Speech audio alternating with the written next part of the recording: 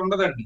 సుబ్బారావు గారు, ప్రతిసారి అంటే ఏ విషయమైనా కానీ జగన్మోహన్ రెడ్డి కేసుల అంశం కావచ్చు, లేదంటే ఇది కావచ్చు, ఇంకేదైనా కానీ చట్టాల్లో లొసుగులు దానివల్ల బయటపడుతున్నారు, దానివల్ల బయట ఉంటున్నారు అంటారు కదా. ఏంటి మరి రాజ్యాంగ సవరణలే చేస్తున్నారు, మరి దీంట్లో ఎందుకు ఈ సవరణలు చేయట్లేదు? అంటే ఎప్పుడైనా మనకు అవసరం వస్తుంది అని చెప్పి వదిలేయడమా? ఒకటండి, చట్టం అనేది ప్రస్తుత పరిస్థితుల్లో చూసినప్పుడు చట్టం ధనబలం, అంగబలం, అధికార బలం ఉన్న వాళ్ళకి సత్వర న్యాయం జరుగుద్ది, పేదవాడికి జరగదు అనే అభిప్రాయం ప్రజల్లో ఏర్పడుతుంది. ఇది ప్రమాదకరమైన సంకేతాలు ప్రేరిస్తూ ఉంది.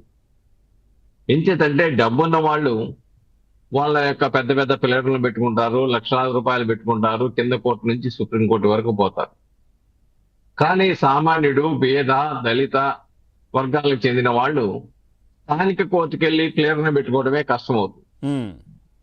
అందువల్లే న్యాయస్థానాల జైల్లో కూడా అత్యధిక భాగం పేద, మధ్య, దళిత వర్గాలకు సంబంధించిన వాళ్ళే జామీందారు కూడా పెట్టుకోలేక వాళ్ళు ఇంకా జైల్లో మగ్గుతున్నారనే విషయాన్ని న్యాయస్థానాలు కూడా గుర్తించలే.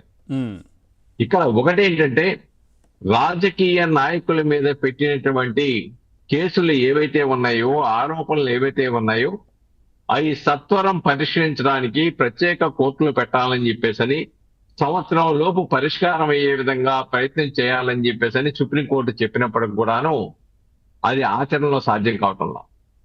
కాబట్టి ప్రభుత్వాలు కూడా రాజకీయ నాయకుల మీద, ప్రజాప్రతినిధుల మీద ఉన్నటువంటి కేసులు, అవినీతి కేసులు, అక్రమాల కేసులు ఏవైతే ఉన్నాయో అవి సత్వరం పరిష్కారానికి కావలసినటువంటి న్యాయ వ్యవస్థని ఏర్పాటు చేసుకొని సత్వరం పరిష్కరిస్తే పరిష్కరించడానికి అవకాశం ఏర్పడుతుంది. లేకపోతే కింద కోర్టు నుంచి పై కోర్టుకి, పై కోర్టు నుంచి కింద ఇంకో కోర్టుకి వెళ్ళే పరిస్థితి ఏర్పడుద్ది. తద్వారా కేసులు జాప్యం జరుగుద్ది. కేసులు ఎప్పుడైతే జాప్యం జరిగిందో దాంట్లో సాక్ష్యాలు సిబిఐ వాళ్ళు చాలా స్పష్టంగా చెప్పారు కదా. జగన్మోహన్ రెడ్డికి సంబంధించిన ఆర్థిక నేరాల్లో సాక్షులు చాలా వయో పిరమితి మించిపోయిన వాళ్ళు ఉన్నారు, వాళ్ళు చనిపోయే ప్రమాదం ఉంది, కాబట్టి సత్వరం విచారణ జరపాలని సుప్రీంకోర్టులో అఫిడవిట్ చేశారు. అంతేకాకుండా వాళ్ళందరూ కూడా ఆర్థికంగా బలం కలిగిన వాళ్ళు కాబట్టి పెద్ద పెద్ద పిల్లలను పెట్టి రకరకాల లిటిగేషన్లు వేస్తా ఉన్నారు, తద్వారా జాప్యం చేస్తున్నారని చెప్పేసి సుప్రీంకోర్టుకు విన్నవించుకున్నారు. అయితే విన్నవించుకున్న తర్వాత దాని మీద రేపు సుప్రీంకోర్టు ఏం చెప్పబోద్దో చూడాలి. ప్రజాప్రతినిధుల మీద ఉన్నటువంటి కేసులు ఎందుకు జాప్యం జరిగింది, దానికి సంబంధించిన ఆధారాలు అడిగారు, తీసుకున్నారు. ఈ రోజున సత్వరం విచారణ జరపనేనంటే అప్పుడు అసలు రంగు బయటపడుద్ది. ఏదేమైనప్పుడు కూడాను చట్టం కొద్దిగా జాప్యం జరగవచ్చేమో తప్ప చట్టం నుంచి తప్పు చేసిన వాడు శాశ్వతంగా తప్పించుకోవడం అనేది సాధ్యం కాదని ప్రస్తుత పరిస్థితుల్లో చాలా స్పష్టంగా మనకు కనపడతా ఉన్నాయి. కాబట్టి ఏదేమైనప్పుడు కూడాను వ్యక్తిత్వ హననం అనేది చట్ట విరుద్ధం. ఇది వ్యవస్థీకృత నేరాల పరిధిలో కనుక వస్తే యువత భవిష్యత్తు నాశనం అయిపోద్ది, వాళ్ళ జీవితాలు నాశనం అయిపోతాయి. రాజకీయ నాయకులు మేము ఉన్నాము, మీరు చేయండి అని చెప్పేసి ప్రకటనలు ఇస్తే ఆ ప్రకటనలు చూసి ఇన్స్పిరేషన్ అయితే భవిష్యత్తుని చేతులారా నాశనం చేసుకున్న అవుతారనే విషయాన్ని యువత గుర్తించవలసిన అవసరం ఉంది. ఏదైనప్పుడు కూడాను పరిధులు దాటి, చట్ట పరిధి దాటి ఎవరు గనక ఏ చర్యలు చేపట్టినా చట్టం చూస్తూ ఊరుకోదు. ఎవరు ప్రత్యర్థుల యొక్క హక్కులను హరించి వేసినా చూస్తూ ఊరుకోదు. చట్ట ప్రకారంగా చట్టం తన పని చేసుకుంటుంది, విచారణ సంస్థలు తమ పని తాను చేసుకుంటాయి. తప్పనిసరిగా చట్ట ప్రకారం విచారణ జరగాల్సిన పరిస్థితి. అయితే వెంటనే ఎందుకు అరెస్ట్ చేయలేదంటే, ఇంతకు ముందు ఏమయ్యేదంటే హక్కులు పనిచేసేవి కాదు, సుప్రీంకోర్టు తీర్పులు పనిచేసేవి కాదు, ముద్దాయిల హక్కుల్ని ఎలా ఉంటాయో కూడా తెలియని పరిస్థితి, ఉల్లంఘించే పరిస్థితి జరిగింది. ముద్దాయిల హక్కులు ఉల్లంఘించబడ్డాయి, రాజహింస అధికమైపోయింది.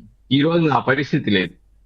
ముద్దాయిల హక్కులను పరిరక్షిస్తా ఉన్నారు, చట్ట ప్రకారంగా సుప్రీంకోర్టు ప్రకారంగా ఇచ్చినటువంటి వెసులుబాటుని ఇస్తా ఉన్నారు.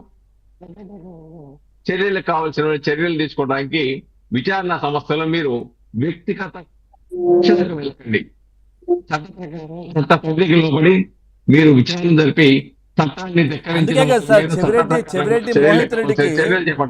చెవిరెడ్డి మోహిత్ రెడ్డిని చంద్రబాబు నాయుడు గారి పైన ఉన్నటువంటి కేసే, హత్యాయత్నం కేసే ఆయన పైన కూడా ఉంది. కానీ దానికి సంబంధించి ఆయనకు స్టేషన్లో బెయిల్ ఇచ్చి మళ్ళీ పంపించారు, 41A కింద నోటీసులు ఇచ్చి పంపించారు ఆయన మీద. అదే చెప్పబోతున్నా అండి. ఎందుకంటే ఆల్రెడీ గత జగన్మోహన్ రెడ్డి గారి ప్రభుత్వంలో అన్ని వ్యవస్థల్ని తన చెప్పు చేతల్లో పెట్టుకొని వ్యవహరించాడు. ఉమ్, ఈ రోజున వాళ్ళ ప్రభుభక్తిని చాటుకునేటువంటి వ్యక్తులు ఈ రోజున అన్ని వ్యవస్థల్లో క్షేత్రస్థాయి వరకు ఉన్నారు. ఉమ్, దాన్ని ప్రక్షాళన చేయవలసిన బాధ్యత కూటమి ప్రభుత్వం మీద ఉన్నది. ఆ దిశలో పయనిస్తా ఉంది. ఒకేసారి 6 నెలల్లో మొత్తం ప్రక్షాళన చేయడం సాధ్యం కాని పరిస్థితి ఉత్పన్నమైంది. డెఫినెట్ గా ఎవరైతే వైఎస్ఆర్సీపీలో నేరాలు చేసిన వాళ్ళు ఉన్నారో ఈ రోజున భార్గవ్ రెడ్డి పారిపోవడానికి కూడా పోలీసు వాళ్ళు సహకరించారని నా ఉద్దేశం. అవును. మీ మీద కేసు పెడుతున్నారు, మీరు వెళ్ళిపోండి బాబు, పిన్నెల్లి లేకపోతే మీరు పిన్నెల్లి బుక్ పిన్నెల్లి అయిపోతారని వెంకటరామరెడ్డి సార్ ఇప్పటికీ దొరకట్లేదు ఆయన. అదే అండి. ఎందుకంటే చాలా స్పష్టమండి, మన పోలీసులు గనక పట్టుకోవాలనుకుంటే ఎవరినైనా ఎప్పుడైనా ఎలాగైనా పట్టుకోగలరు. సహకరించాలంటే ఎలాగైనా సహకరించగలరు. ఇది ప్రస్తుతం ఆంధ్రప్రదేశ్ లో కొద్దిమంది పోలీస్ అధికారులు వ్యవహార శైలి. అటువంటి వారి పట్ల ఉన్నతాధికారులు అప్రమత్తంగా ఉండాలి. అటువంటి వాళ్ళని ప్రక్షాళన చేయాలి. అటువంటి వాళ్ళని లూప్ లైన్ లోకి పెట్టాలి. ఎవరైతే నీతి నిజాయితీ నిబద్ధత కలిగిన వాళ్ళు ఉన్నారో వాళ్ళని ప్రధానమైనటువంటి ప్రజలతో సంబంధాలు ఉన్నటువంటి శాఖల్లో పదవులు ఇవ్వవలసిన అవసరం అయితే ఉంది. ఇది ప్రక్షాళన దిశలో ఇంకా పయనిస్తూ ఉంది. పూర్తిగా ప్రక్షాళన అయితే తప్ప మనం అనుకునే చట్టాలు సక్రమంగా అమలు జరగటాలు, లేకుంటే ముద్దాయిల్ని పారిపోమని చెప్పటాలు, నిజమే లేకుంటే సార్, ముద్దాయిలకు మీరు రక్షణ అంటున్నట్టుగా కల్పించటాలు. కొన్ని కామెంట్స్ కూడా అంటే వాళ్ళు రాస్తున్నారు చాలా మంది కూడా, అంటే వీళ్ళని సస్పెండ్ కాదు, లూప్ లైన్లో పెట్టడం కాదు, డిస్మిస్ చేయాలి, ఎందుకంటే ప్రజల సొమ్ముతో మళ్ళీ జీతాలు ఎందుకు ఇస్తాం అట్లా చేసిన వాళ్ళకి అన్నట్టుగా కొన్ని కామెంట్స్. అంటే ప్రజల ఆవేదన. గతంలో హైకోర్టు కూడా చాలా స్పష్టంగా చెప్పింది కదండి, అయ్యా పోలీసు వారు మీరు కాకి డ్రెస్ వేసుకున్నందుకో ప్రజల సొమ్ము తీసుకుంటున్నారు కాబట్టి ప్రజలకు జవాబుదారీగా ఉండాలి. అలా ఉండమని అంటే కాకి డ్రెస్ తీసేసి కద్దరు డ్రెస్ వేసుకోమని చెప్పేసి స్వయాన హైకోర్టు న్యాయమూర్తులే ప్రస్తావించిన విషయాన్ని ఇక్కడ మనం అవును, గమనించాలండి పవన్ గారు. కాబట్టి డెఫినెట్ గా సార్ ఇంకోటి, అటువంటి తండ్రి వాళ్ళు- అధికారంలో ఉన్నప్పుడు ఐఏఎస్లు, జగన్మోహన్ రెడ్డి అధికారంలో ఉన్నప్పుడు ఐపీఎస్లు, అవును. అంతేనా సార్? ఇప్పుడు ఐపీఎస్ లు ఐఏఎస్ లు ఐఆర్ఎస్ అన్నారు. ఇప్పుడు ఏ పరిస్థితిలో ఉన్నారో సస్పెండ్ అయ్యి శిక్షణ పడితే చూసాము. అవును. ఐపీఎస్ లు పాపం జగన్మోహన్ రెడ్డి గారు ఏది చెప్తే, అలానే సీఎంఓ ఆఫీస్ ఏది చెప్తే చట్ట వ్యతిరేక చర్యలకు పాల్పడితే ఎలా ఐపీఎస్ లు సైతం సస్పెండ్ అయిపోయి ఈ రోజున ముందస్తు బెయిల్ కోసం తపన పడుతున్నారో మనం చూసాము. ఉమ్, అలాగే రఘురామకృష్ణరాజు గారిని కొట్టినటువంటి పాల్ లాంటి వాళ్ళ పరిస్థితి ఏంటో సుప్రీంకోర్టు కూడా ఏం చెప్పిందో, చివరికి ఏ విధంగా జైల్లో ఉండాల్సిన పరిస్థితి ఏర్పడిన చూసాము. జైల్లో ఉన్నారు కానీ నోరిప్పట్లేదు కదా సార్. ఒకటే పోలీసు వాళ్ళు తెలియదు తెలియదు వాళ్ళు విచారణ మర్చిపోయా, తెలియదు మర్చిపోయా, గుర్తులేదు, గుర్తులేదు. ఏమైందో తెలియదు. గతంలో ఇలాంటి జగన్మోహన్ పరిస్థితి రెడ్డి కూడా ఇదే డైలాగ్ కొట్టేవారు. 2012 ఆ సమయంలో ఆయనను అరెస్ట్ చేసినప్పుడు జగన్మోహన్ రెడ్డి కూడా అదే, తెలియదు మర్చిపోయా గుర్తులేదు.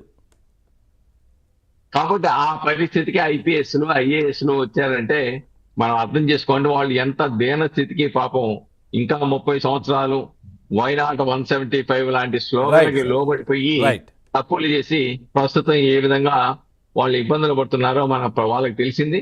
కాబట్టి ఇక్కడైనా జ్ఞానోదయం కలుగుద్దని ఆశిద్దామండి పవన్ గారు. కోటేశ్వరరావు గారు, ప్రభుత్వం, కూటమి ప్రభుత్వం చట్ట ప్రకారం ముందుకెళ్తోంది, పోలీస్ యంత్రాంగం కూడా అదే విధంగా ముందుకెళ్తోంది. కానీ ఇందాక అనుకున్నట్టుగా చట్టాల్లో ఉన్నటువంటి లొసుగులు, లేదనంటే ఇప్పుడు గతంలో జగన్మోహన్ రెడ్డి అధికారంలో